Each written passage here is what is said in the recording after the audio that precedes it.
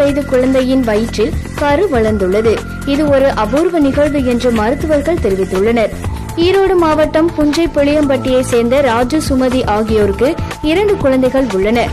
இவர்களின் 2வது குழந்தை நிஷாவிற்கு 1.5 வயது ஆகின்றது. இந்த குழந்தைக்கு பிறந்தது முதலே வயிறு பெரியதாக இருந்துள்ளது. நாளடைவில் அந்த குழந்தையின் வயிறு பெரிதாக வளர்ந்து கொண்டே சென்றுள்ளது. இதுகுறித்து குழந்தையின் தந்தை ராஜு மேட்டுப்பாளையத்தில் உள்ள தனியார் மருத்துவமனைக்கு சிகிச்சையாக சென்றுள்ளார். அங்கு மருத்துவர்கள் குழந்தையை பரிசோதனை செய்ததில் குழந்தையின் வயிற்றில் கரு வளர்ந்திருப்பது தெரியவந்துள்ளது.